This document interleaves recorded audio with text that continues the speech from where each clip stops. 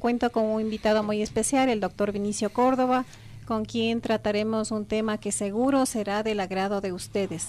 Y también cuento con la compañía y la presencia de Francisco, quien nos apoyará en este programa.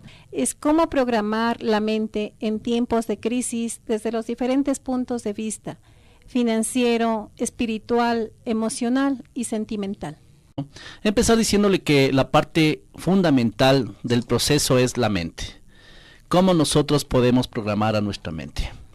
Y desde pequeños, muy pequeños, empiezan a filtrarnos información en donde la gran mayoría, en un 85% de la parte inconsciente, generan información de tipo negativo. El no está presente en nuestra mente. No hagas esto, no toques esto, no cojas esto, no y no. Es un tipo de programación la cual no ha sido positiva sino negativa y ha incrementado nuestras limitaciones cuando ya somos personas adultas o grandes. No puedo, no tengo, es que, tal vez, ojalá, puede ser. Son programaciones que están latentes en el día a día en la boca de las personas. ¿Será que también nos dejamos llevar muchas veces por las emociones que nos hacen ser de una forma o de otra? Qué interesante su pregunta. Antes de las emociones y en primer lugar debo poner a todo este proceso de creaciones, es decir, mis creencias. Entonces, mi parte emocional está ligado a mis creencias. ¿Qué es lo que yo creo? ¿Qué información es la que yo tengo? Una de ellas, por ejemplo, déjeme decirle, radioescuchas, es que el ser rico es malo. Y que toda persona pobre debe ser humilde, o que la persona que trabaja mucho, gasta mucho. Son creencias que van teniendo de tal palo, tal astilla. De lo que poco se tiene, poco se obtiene. Son creencias que van generando, evidentemente, pensamientos en mi mente. ¿Qué tipo de pensamientos tengo? Nosotros somos producto de lo que pensamos, porque como pensamos, creemos. Y esas creencias y esos pensamientos normalmente tóxicos son los que generan en un 85% ese proceso inconsciente, puesto que el 15% es la parte consciente de lo que conocemos. Quiero hacerles notar algo a los radioescuchas. Quiero que se imaginen un témpano de hielo inmenso sobre el agua, sobre el mar, y me imagino que el témpano es tan grande en las películas lo vemos. Ese témpano sobre el hielo representa el 15%, pero por debajo del agua el témpano es mucho más grande y se extiende tremendamente. Repito, el témpano de hielo es mucho más grande debajo del agua y representa el 85% de lo que desconocemos.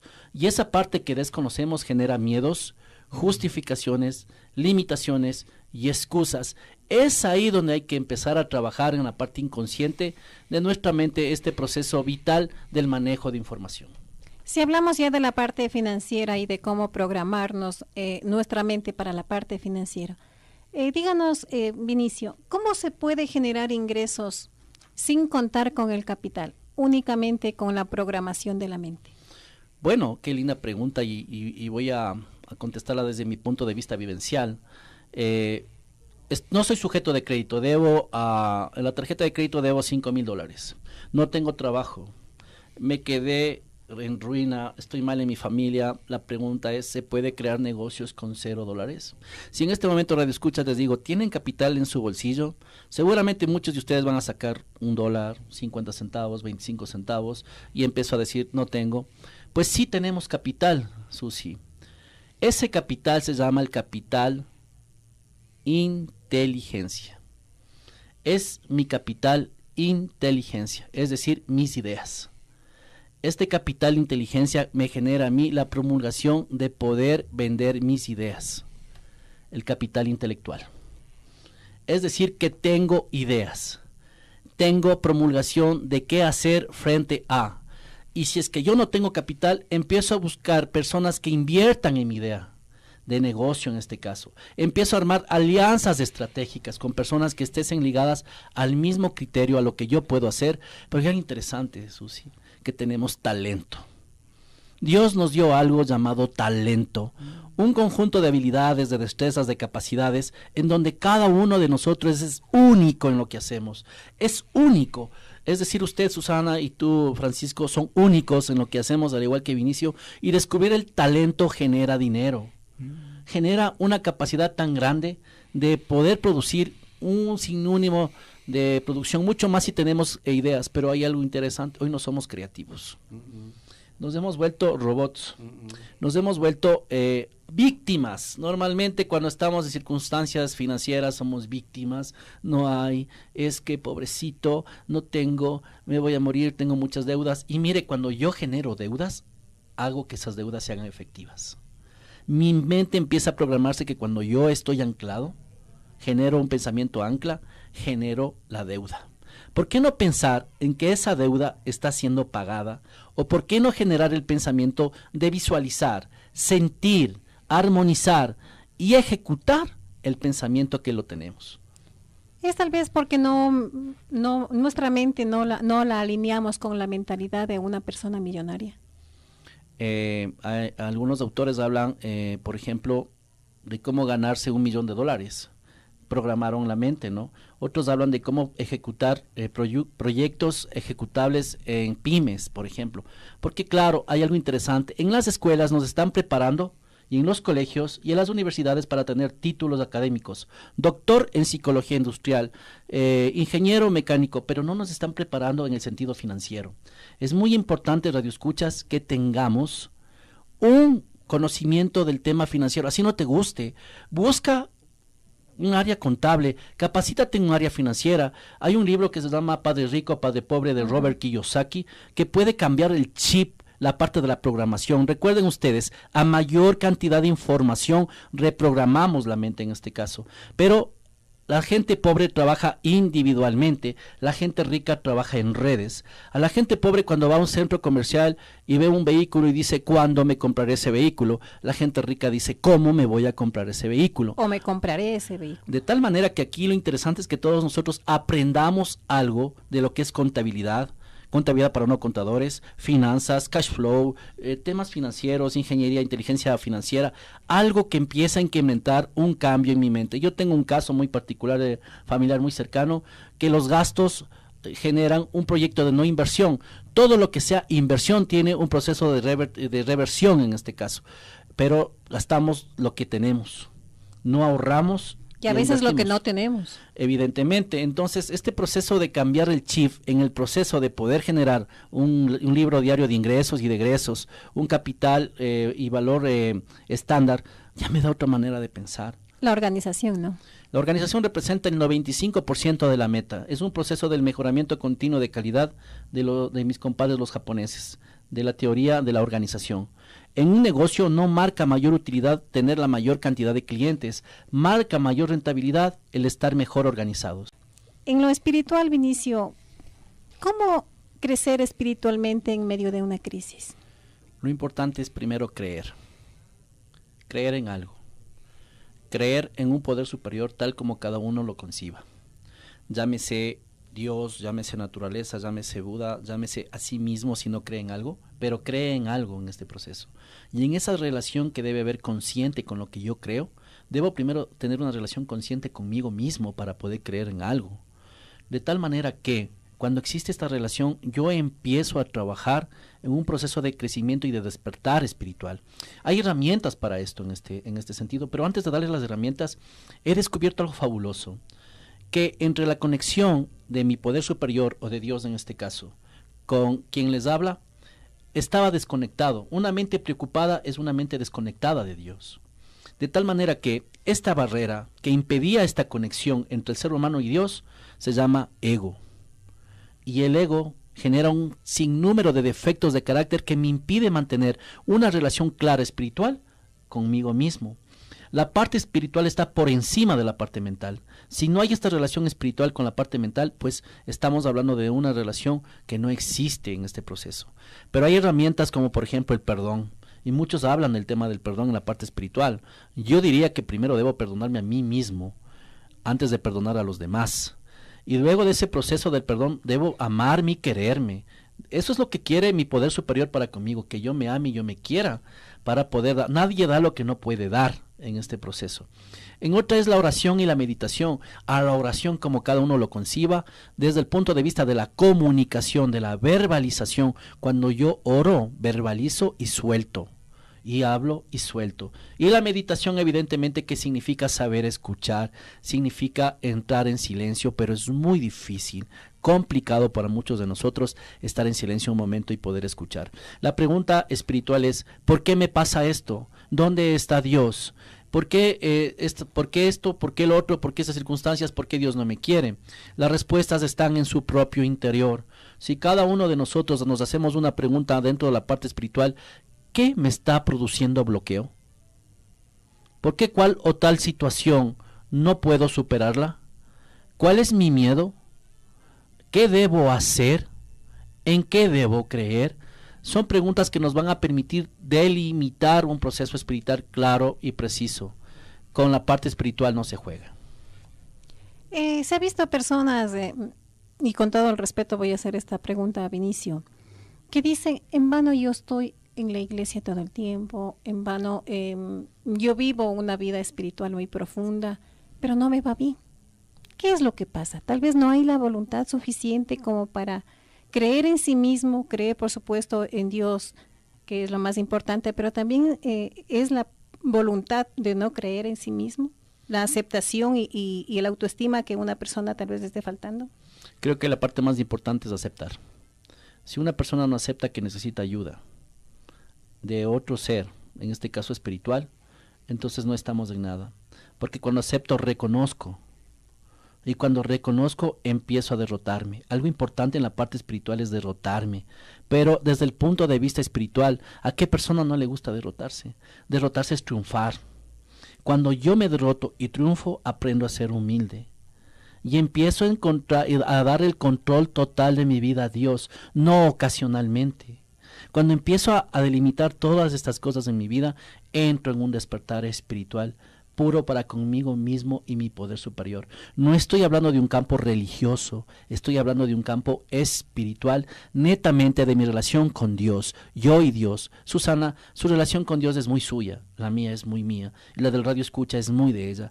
Tal como cada uno lo conciba, tal como cada uno lo perciba, debe haber una relación consciente, recíproca. Si en la relación no hay reciprocidad, no hay nada. Recuerden, esto también pasa en el amor malentendido. Si no hay correspondencia en el amor, no hay tal amor. Y aquí, este poder superior del cual estoy hablando, es un poder superior bueno, bondadoso, amoroso. Esa es mi programación. Yo he dado muchas charlas, muchos cursos, muchas conferencias, donde he respetado la programación de las personas y me dicen que Dios castiga. Yo déjenme decirles, queridos amigos, si Dios castigara no estuviera aquí. Este ser es demasiadamente bueno, extremadamente bondadoso, es un ser único, permítame expresarme de esa manera, al cual yo amo, al cual yo quiero y al cual me ha permitido hoy poner estas palabras, ¿no? Entonces esa relación tiene que ser consciente, unida, despierta. Es una relación en donde Él ya me perdonó. No sentirme culpable es parte importante de la espiritualidad. No sentirme culpable, sino que sí responsable de lo que yo he hecho. Esa responsabilidad me permite dar pasos grandes hacia promulgar soluciones. A mí me gustaría decirles, para terminar esta parte, que nos profundicemos no en el problema, sino en la solución, porque una mente en paz genera ideas en paz. ¿Y qué es lo que genera paz? Evidentemente, esta relación, esta vinculación, pero lo que más genera paz es empezar a conocerme a mí mismo, es empezar a trabajar en mí mismo, es empezar a trabajar en mis defectos de carácter, es empezar a tener una relación conmigo mismo, es empezar a respetarme, es empezar a ser responsable de mi propia vida. Pero ¿cómo consigo eso? Desde todo punto de vista, esta aceptación, este proceso de reconocimiento me permite a mí dar y soltar las riendas humildemente a mi poder superior para que Él pueda limpiarlas, para que Él pueda eliminarlas de mi vida, ¿no? Y esto no tiene nada que ver con la falta de generosidad, ¿verdad? De ninguna manera. Cada persona es como es y cada persona tiene sus propias cualidades, sus propias propiedades. Cada uno va siendo, yo diría, limitado, va siendo como el poder superior va a cada uno de nosotros haciéndonos como Él quiere. Entonces vamos encantándonos de nosotros mismos. En realidad cada persona es tan linda, cada persona tiene su propia manera de ser y hay que saber respetar cómo es cada uno, ¿no? Pero siempre que no exista una inseguridad y creer en uno mismo, ¿no? Hay algo interesante, aquí hay que trabajar en mis miedos. La suma de mis miedos, ¿qué produce? ¿He vivido con mi vida todos los miedos? ¿A qué tengo miedo? ¿Qué está bloqueando mi vida? Estos miedos me generan limitación. Si no puedo confrontar algo interesante, Susi, que cómo se destaca todo esto, tenemos miedo a confrontar el dolor. Y una de las cosas más importantes que tenemos miedo a cambiar nosotros mismos. El miedo duele. El miedo, el cambio duele. El cambio duele, la disciplina duele en este caso. Tal vez porque no nos preguntamos qué es lo que podemos cambiar de nosotros mismos y cuál es el mayor ideal que podemos alcanzar con estos cambios. No sabemos en qué cambiar porque no hemos reconocido en lo que tenemos que cambiar. Si en este momento Radio Escucha les digo, díganme en 10 defectos de carácter suyos, estoy seguro que no llegan al segundo. Entonces, ¿en qué tengo que cambiar? Pero algo también que se ha visto difícil es cuando nos preguntan cuáles son sus cualidades. Es de la misma manera, Susana, no se equivoca. Dígame 5 cualidades que usted posea como persona. Cuando nosotros trabajamos en programas y empezamos a darnos cuenta de hacer un minucioso inventario moral de nosotros mismos diariamente, va saliendo un montón de basura realmente, en la cual hay que empezar a barrer, hay que empezar a eliminar. Empiezo a reconocer, wow, yo soy todo esto, pero no con el afán de etiquetarme, sino con el afán de trabajar en estos defectos. Pero también me permite ver cuáles son mis cualidades, mis virtudes, qué potencialidades tengo, de qué manera estas debilidades pueden pasar a ser fortalecidas y estos procesos pueden pasar a ser oportunidades en este caso, ¿no? En la parte emocional, ¿cómo afecta la parte emocional a mi vida? Afectan directamente. Empezamos por las creencias. Una de las creencias es cuando usted ve la luna llena, dice hombre lobo en París. ¿Usted pasaría alguna vez por debajo de una escalera? Bueno, yo sí, la verdad, porque no tengo ese tipo de creencias. Pero muchos de nosotros no pasaríamos por debajo de una escalera por la programación. ¿Qué tipo de emoción genera este tipo de estímulo? Entonces, cuando yo paso por debajo de una escalera, vienen mis pensamientos y dice el pensamiento, no lo hagas. Y ese no lo hagas pasa a ser una emoción. Entonces van en línea de escalera. Primero las creencias, luego los pensamientos y luego las emociones. Por cómo vivimos, por cómo sentimos, se generan estas emociones y la gran mayoría de efectos psicosomáticos de enfermedades son producidas por esta parte de las emociones. ¿Qué tipo de emociones normalmente se están utilizando ahora? La irritabilidad, la compulsividad, el enojo, la ira, la falta de perdón. Vivimos en ese medio y están hablando con una de las personas que todavía siguen ese medio. No quiero darme de una perita en dulce, realmente estoy trabajando en aquello, pero normalmente siempre lo que hacemos es querer tener la razón. Es un tipo de emoción, yo quiero tener la razón y empiezo a echar la culpa de otros de lo que me pasa. Es un tipo de emoción negativa en este caso, ¿no? Respecto a las creencias, ¿cómo romperlas? Con nueva información, Susana. Nueva información. Por ejemplo, leer un libro genera una nueva información. Por ejemplo, entablar una relación con personas que sean exitosas, que sean productivas, un nuevo estilo de lenguaje me produce nueva información en el cerebro. Tener nuevos hábitos y nuevas costumbres generan dentro de los 3 canales de percepción en programación neurolingüística, que es el visual, el auditivo y el kinestésico, generar nuevas percepciones en mi vida. En la parte emocional, nosotros somos producto de lo que pensamos, pero normalmente vivimos solo de percepciones. Por ejemplo, la palabra crisis. Yo he escuchado mucho, estamos en crisis. Esa es una mera percepción de mi realidad objetiva, cuando mi realidad subjetiva es otra circunstancia. Para otra persona la crisis puede resultarse en una oportunidad. Por favor, escuchas, les pongo a escoger la palabra problema o la palabra desafío. ¿Con cuál se quedan y qué emoción causa? Desafío, correcto, oportunidad. Es una oportunidad, pero no me anclo en la palabra problema que me angustia, no me anclo en la palabra problema que no veo solución, no veo en la palabra problema que es víctima, voy al desafío. En el desafío confronto, dejo de tener miedo, genero este proceso. Este tipo de afirmaciones me generan a tener tipo de emociones distintas. Yo soy capaz, yo tengo la habilidad, yo puedo hacer esto, me lo merezco.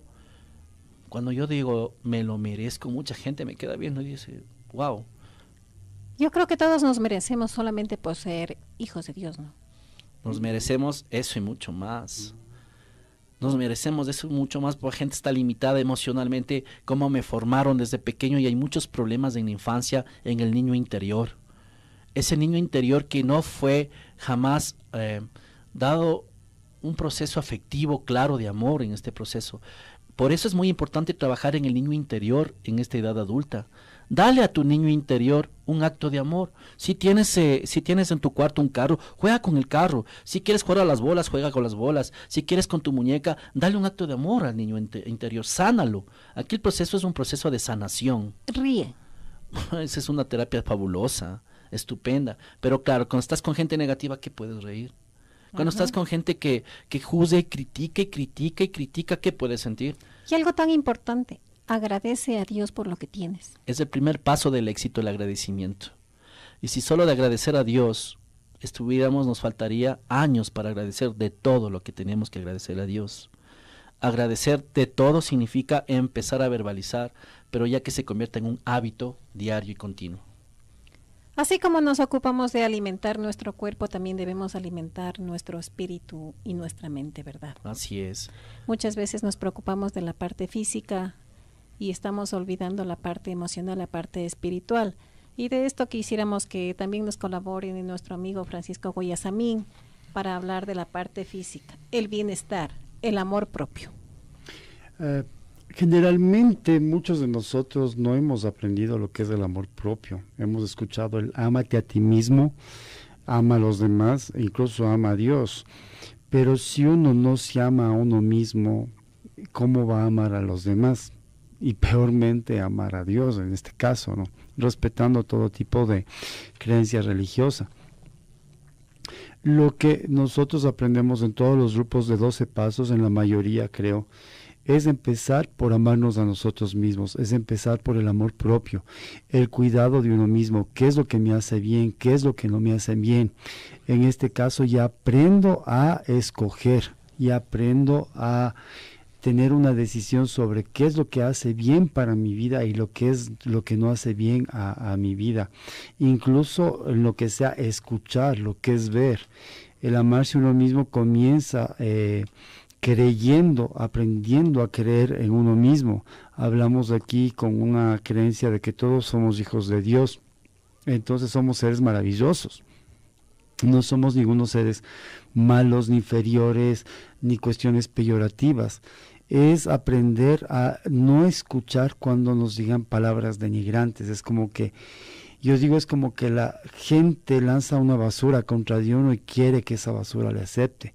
Es preferible no escuchar esas palabras denigrantes, cualquier tipo de palabra denigrante, discriminativa, que inferiorice, que minimice a las personas. Ni nosotros hacer eso con otros, porque eso significa que tampoco nos amamos. O sea, una persona que está lanzando palabras peyorativas contra otra persona, a ningún rato significa que esa persona se ama a sí mismo. Entonces ahí empezamos a cambiar nuestra forma de pensar. Estamos viendo que incluso hasta en pensamientos, el 90% de nuestros pensamientos están destinados en cosas negativas. Y lo vemos lastimosamente cómo se mueve la sociedad.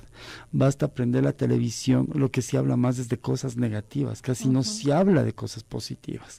Entonces cambiar el chip, cambiar la mente, cambiar la forma de pensamiento, empezar a pensar con amor hacia mí mismo, con amor hacia los demás.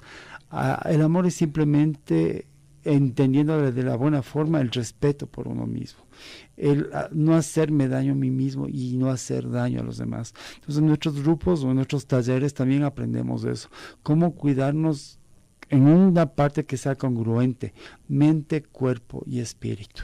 Se habla de tantas cosas negativas que realmente como que se constituyen en un círculo, ¿no? La parte emocional, la parte espiritual también afecta a nuestra parte física, pues que recae en enfermedades, en resentimientos, en cosas inclusive que se vienen como a ser evidentes hasta en nuestro físico.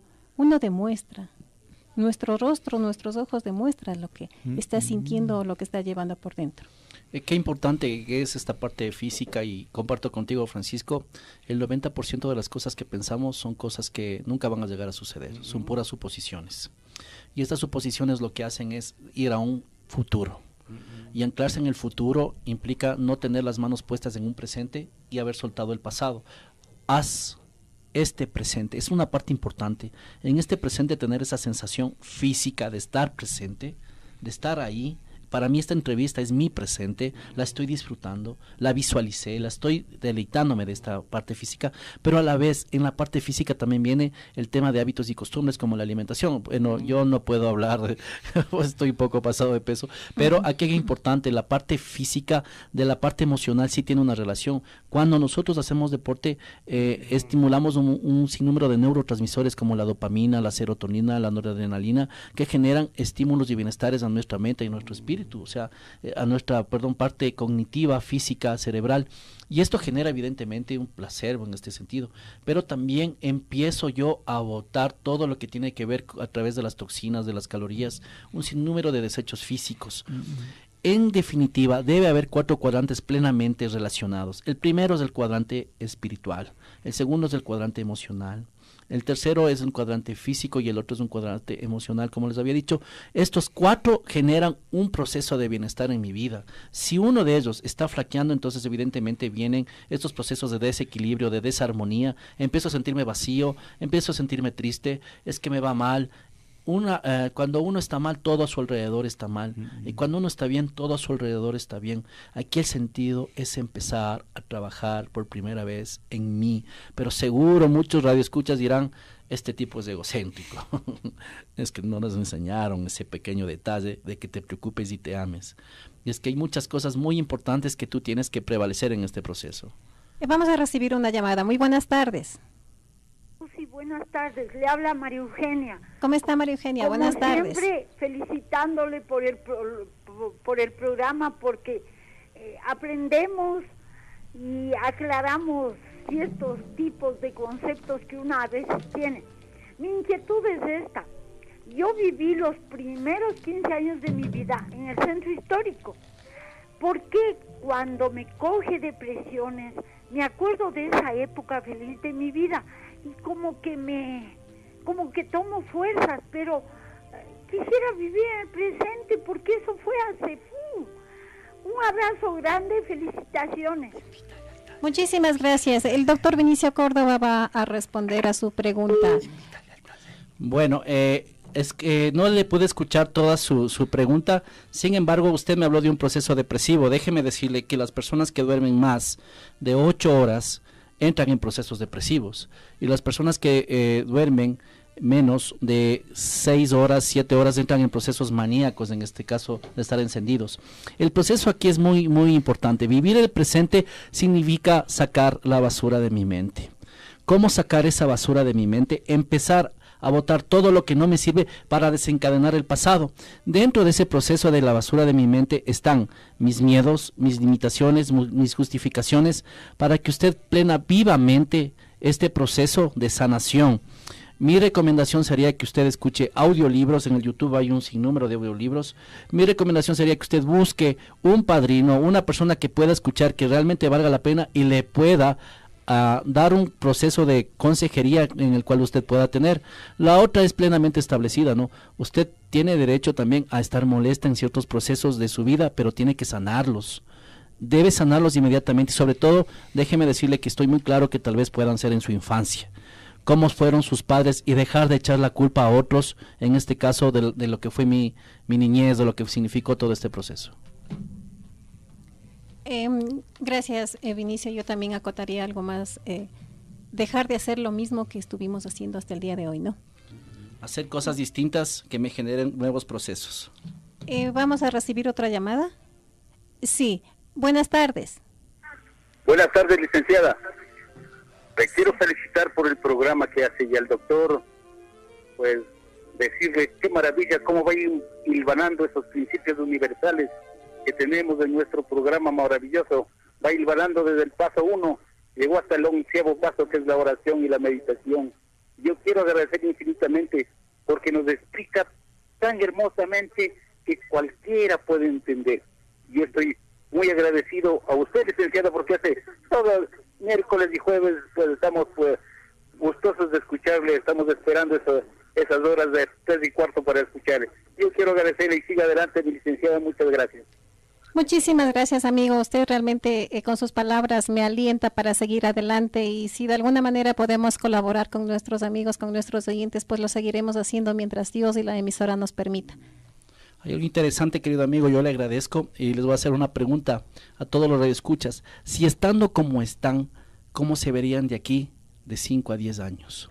La pregunta que les hago, si estando como están en este momento, haciendo lo que están haciendo, ¿cómo se verían de 5 a 10 años? La respuesta es suya, pero lo único que sé es que si yo no cambio las estrategias, si yo no cambio la manera de ser y algo distinto, jamás devolverá mi sano juicio. Gracias, Vinicio. Y continuamos para terminar con el tema que conversábamos con Francisco, el amor propio. Decíamos que también se ve reflejado en cómo nos cuidamos en la parte física, ¿verdad? Estábamos hablando antes fuera de micrófono, cómo incluso se nota en nuestras caras, en nuestra apariencia. O sea, está comprobado ahora ya científicamente que todas las emociones negativas nos afectan en enfermedades. Toda represión, toda ira, todo enojo, todo rencor, todo resentimiento, si no es tratado, si no es eliminado, se refleja en enfermedades. Así es. Entonces, ahí empezamos cuando hablamos, ejemplo, en nuestro caso que manejamos grupos de adicciones, la mayoría de personas que llegan con una falta de amor propio, con una baja autoestima, con un miedo a la soledad. Lo que hacemos nosotros y lo que nos enseñan es al respeto por uno mismo, al descubrir incluso que tenemos internamente un valor inmenso, la parte espiritual. Para muchos conciben que somos espíritus viviendo una experiencia humana. Entonces se respeta todo tipo de ideología, pero se empieza sobre todo en el amor a uno mismo, no siendo egoísta. No hay que confundir que esto es egoísmo, sino que el amor a uno mismo se empieza por el respeto a uno mismo, pero también a poner límites, porque a veces confundimos que el amor es amar y darse a todos, y a veces nos maltratan, nos vejan, estamos hecho alfombra y creemos que eso es amor y estamos aguantando eso. Aguantar no es amor. Muchísimas gracias a nuestros invitados, el doctor Vinicio Córdoba y también el señor Francisco Guayasamín. Muchísimas gracias también, amigos, por habernos acompañado, y hasta la próxima semana. Muy buenas tardes.